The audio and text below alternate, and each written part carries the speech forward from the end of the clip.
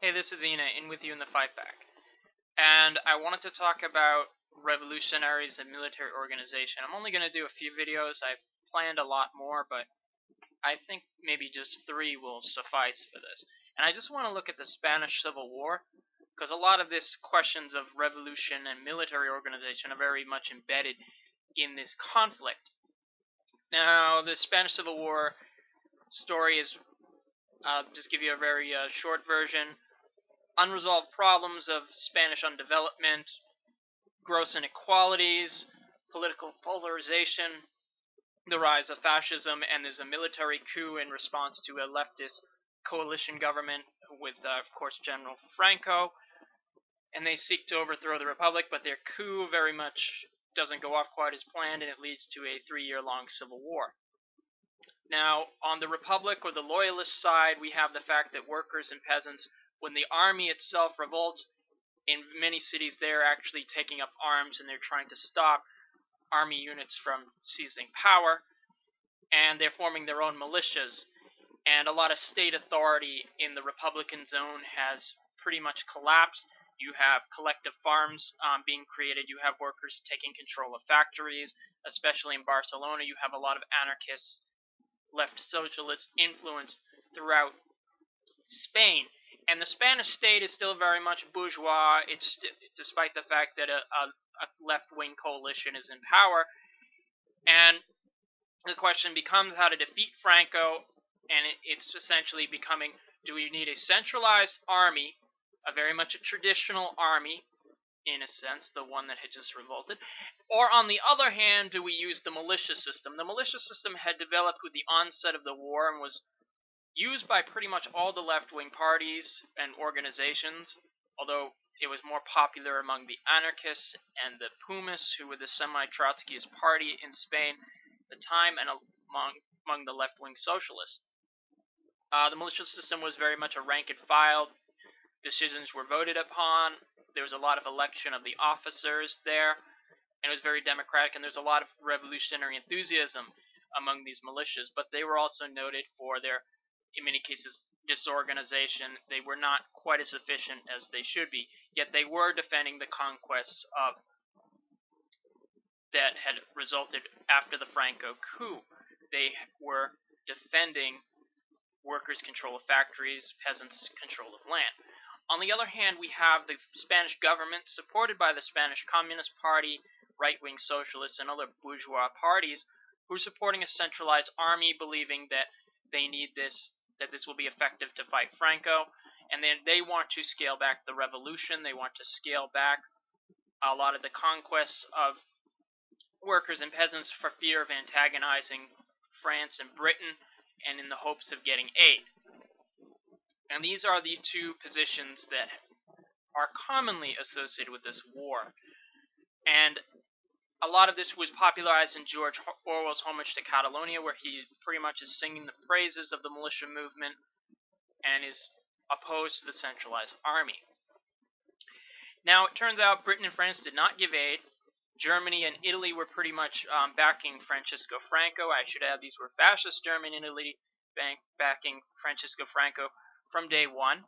The Soviet Union did give aid to the Republic, but not in certainly the amounts that was being given to the other side.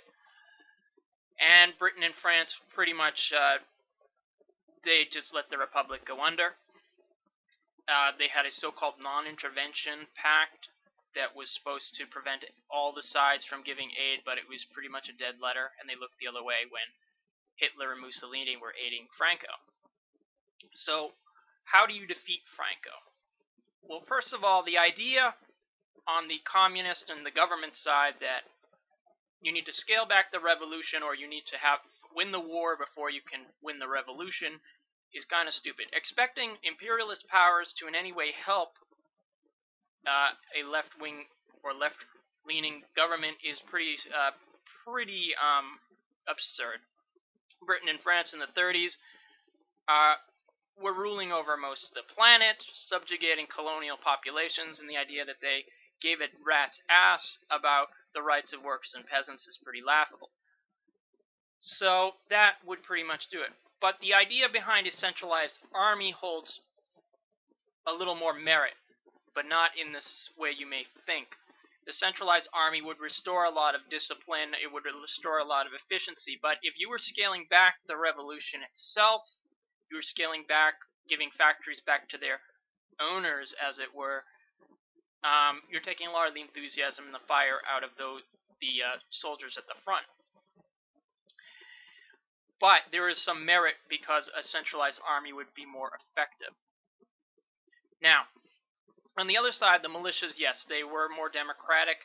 They did fire up the enthusiasm. And there were exceptions. Some anarchist units were very effective against Franco's troops, but it was pretty isolated in many senses. And I believe George Orwell gives a false picture that the choice is between militia and centralized army. Because the truth is, there was a third position. And this third position goes to the heart of what I believe is the debate on the Spanish Civil War, and in many senses it helps with revolutionaries and military organization. The fact is, the revolution that occurred in consequence of Franco's coup d'etat did not abolish the old state machine. They didn't just sweep away the bourgeoisie. They didn't establish revolutionary power throughout all of loyalist Spain. They left the old state in many senses, and they should have just wiped it out. And they should have established, and this is of course in retrospect, I am doing like Monday morning quarterbacking, but in this case I think it's justified.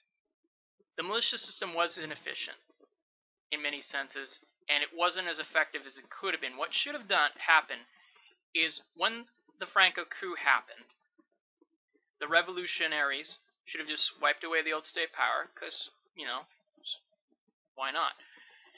And they should have established their own state, a workers' and peasants' state. And this was kind of in Spain at the time, but it never quite took seized power. You can argue it was the limitations of the anarchists, Trotsky's sectarianism, whatever, but it didn't take over.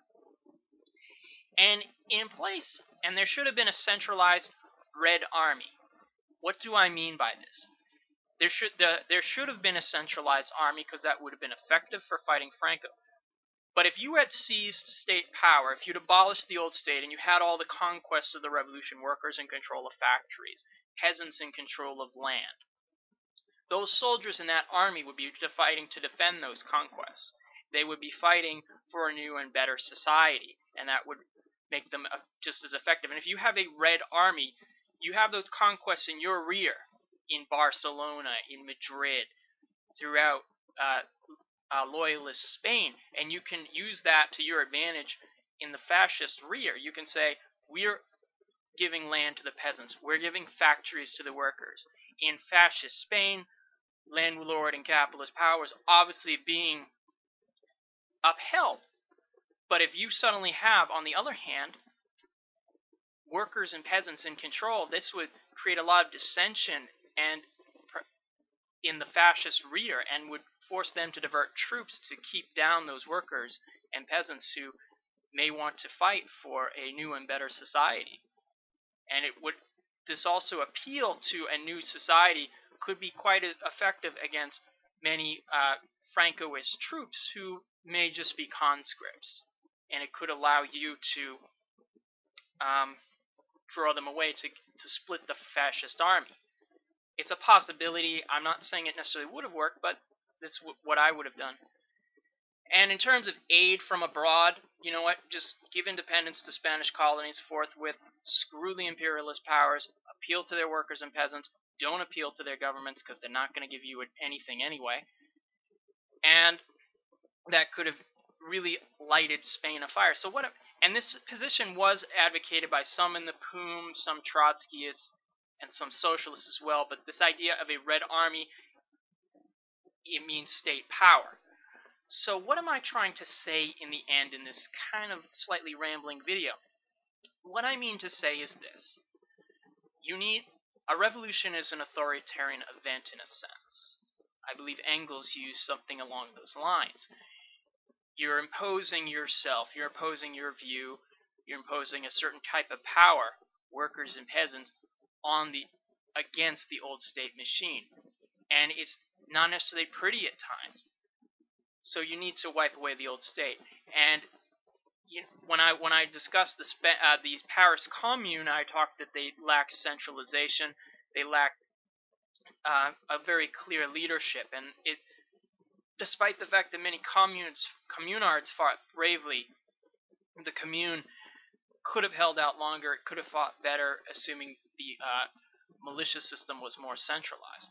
So yes, you need a centralized army. Without a people's army, the people have nothing, and that's what Spain should have had.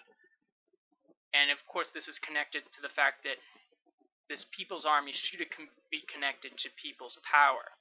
In other words, workers' and peasants' control. And that's what should have been done. Now, yes, you can say, well, am I extolling the virtues of militarism? I would prefer a militia system, but to fight against a fascist enemy, you kind of need some kind of centralized army. I do think the idea of having some kind of check on officers, a commissar system, would be appropriate. Some form of democratic soldiers' committee would be useful, but in the end, I would come down on the side of a centralized Red Army, which is, I believe, what Spain should have had. But I don't think this could have happened under a bourgeois government, only a proletariat one.